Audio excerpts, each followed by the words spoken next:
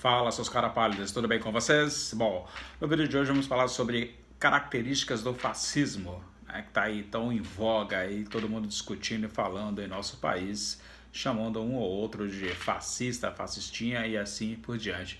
Então, assim, vamos direto ao ponto para que você entenda de uma forma bem simples, direta e reta.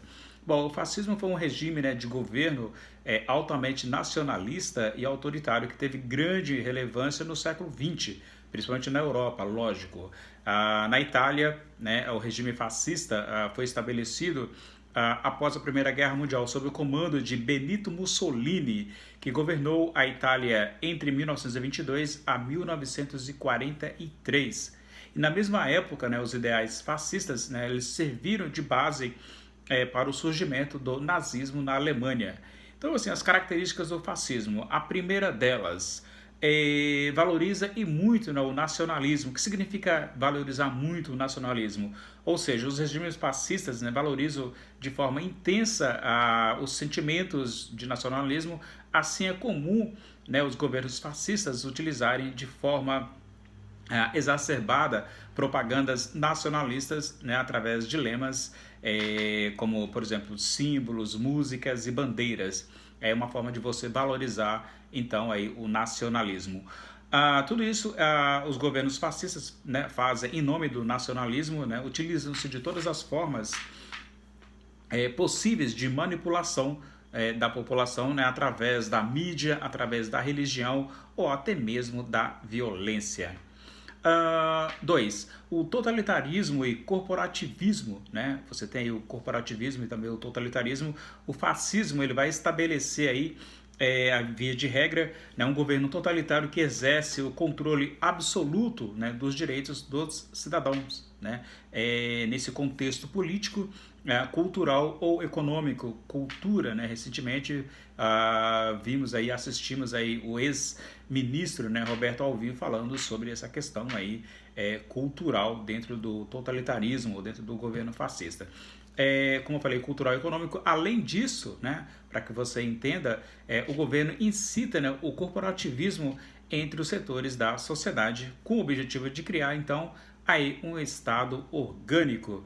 Ou seja, o maior exemplo de corporativismo, para que você entenda, dentro do governo fascista, né, ele vai ocorrer, aliás, ocorreu na Itália durante o governo de Mussolini, que na época foram criados ali os sindicatos, por exemplo, de trabalhadores e de patrões, para cada profissão, né? Imagina a situação.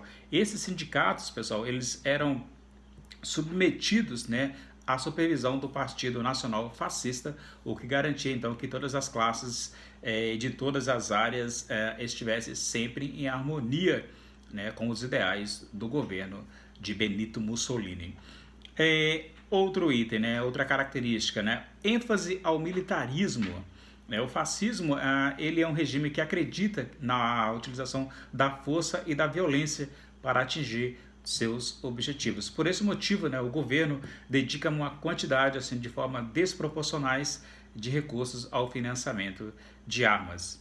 Nos regimes fascistas, para que vocês tenham uma ideia, as polícias, né, elas são altamente militarizadas, né, e possuem assim, uma ampla autonomia para lidar com os problemas internos e domésticos. Não é à toa que você vê por aí, assiste vídeos, né, sendo espalhados em que os policiais não tenham compaixão e mete a porrada em jovens, velhos, enfim, eles batem e batem com prazer.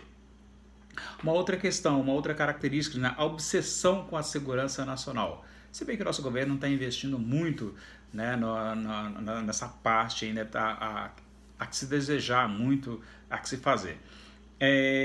A questão os regimes fascistas, eles possuem, para vocês terem uma ideia, uma necessidade constante, né, de preparação para a nação para um conflito armado. Não é à toa que você sempre ouve aí o governo falar que vai invadir um país aqui latino-americano, qualquer coisa nesse sentido. Então, assim, o fascismo ele utiliza, né, o medo como um instrumento de motivação, né, e acaba aí gerando, né, com objetivos que são propagados com discursos, né, de terror, e aí vai causar, né, um sentimento de insegurança e gerar aquela paranoia completa na população que busca então se unir para lutar na mesma causa.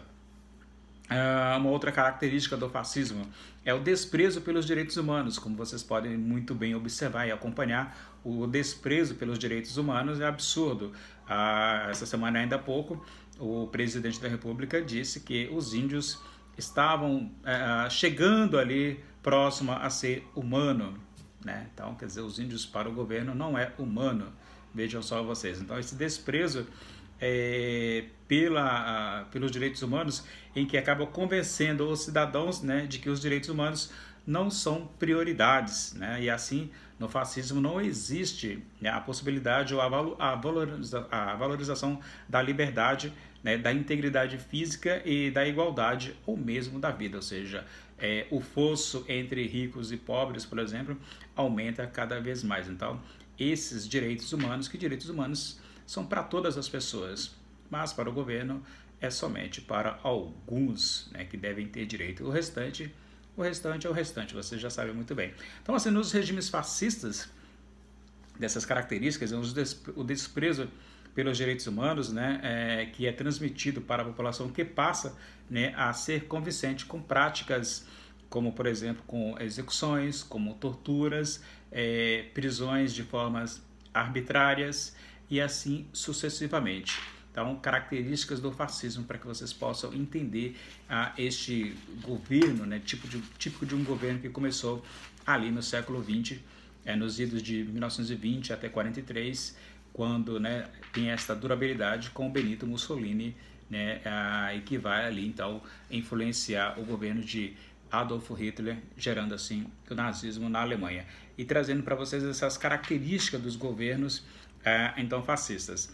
O desprezo por intelectuais também é muito grande, né? O desprezo dos governos fascistas tem essa característica, né? Considerando que os governos fascistas nesse campo possuem, não é, o apoio da população, né? Aqueles que não se adequam, né, aos ideais de nação são de forma assim soberba, né, ou abertamente, né, hostilizados. Então, assim, por esse motivo, os intelectuais de países fascistas, né, de características fascistas, intelectuais e artistas, com a questão, com a capacidade de fazer o questionamento ou de questionar o regime, né, e influenciar o povo. Então, eles, né, acabam sendo perseguidos, artistas intelectuais, e de qualquer forma, né, a insurgência contra o Estado acaba sendo rechaçada de forma violenta, ou seja, bate-se fortemente em artistas e intelectuais sem nenhuma piedade. O controle da mídia, né, o controle da mídia é essencial para que você tenha aí, né, a fim de manter a integridade, digamos assim, dos sistemas dos regimes fascistas, né, tendem a controlar os meios de comunicação e, por vezes, é exercido pelo governo, em outras, a mídia, né, pela regulação indireta, né, de qualquer forma, a censura, né, a ideias contrárias ao regime comum. Então, vocês sabem muito bem que tem filmes sendo aí sendo censurados. A Marighella, por exemplo, do Wagner Moura, até agora não foi exibido, né? Qual o motivo? Entre outros filmes aí que o governo não gosta, que tem uma linha de pensamento diferente da do governo, então estes filmes acabam sendo perseguidos e nem mesmo é exibido na TV estatal. E acaba privilegiando umas outras estações de transmissão de televisão em detrimento de outras. Então há sim, né, essa perseguição, a esta censura existente, principalmente em filmes, o que está ocorrendo no Brasil, por exemplo. A religião, né, usar a religião como forma de manipulação. Então, se discute muito a escola sem partido, eu penso que nós devemos ter a igreja sem partido. Então, ou seja, você tem que ter uma religião sem partido. Vide que a nossa Constituição Federal ela é clara, ou seja, somos um Estado laico. Se somos um Estado laico, nós não deveríamos colocar a religião em vias de regra em meio à política. Porém, né, ficamos aí a esta questão. Usam-se a religião em favor da eleição. Veja só, o presidente da República, né, que se diz evangélico, né, frequenta o ambiente evangélico, e aí você tem a igreja participando, né, ativamente das ideias dos governos, principalmente desse governo que aí está, né, gerando grande confusão e um caos absurdo em nosso país. Então, se no entanto os governos eles acabam por se utilizar da religião a seu favor, né, a população ali alinhada e reunir, né, a cada vez mais os seus seguidores. Então, dessa forma, os governos fascistas, né, eles passaram a traçar ali paralelos, digamos assim, meio que forçado ou forçados entre os preceitos religiosos e ideologias, né, políticas, simplesmente para manipular as pessoas.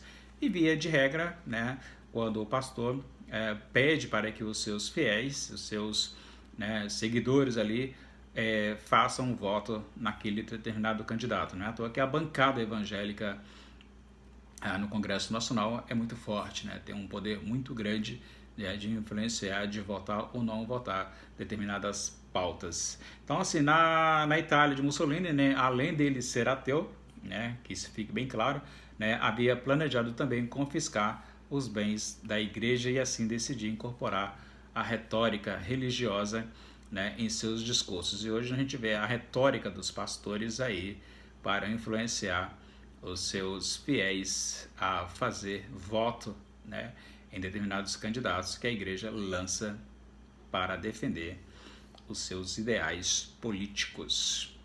É isso, características do fascismo. Será que nós temos alguma dessas características? Gostaria muito que você deixasse o seu like aí, o seu dislike, seja o que for, né, se inscrevesse no canal. E é isso aí, deixa o seu joinha, inscreva-se no canal se é novo por aqui, compartilhe o vídeo para que mais pessoas saibam, né, e conheçam as características do fascismo. É isso. Obrigado e até o próximo. Tchau, pessoal. Fui.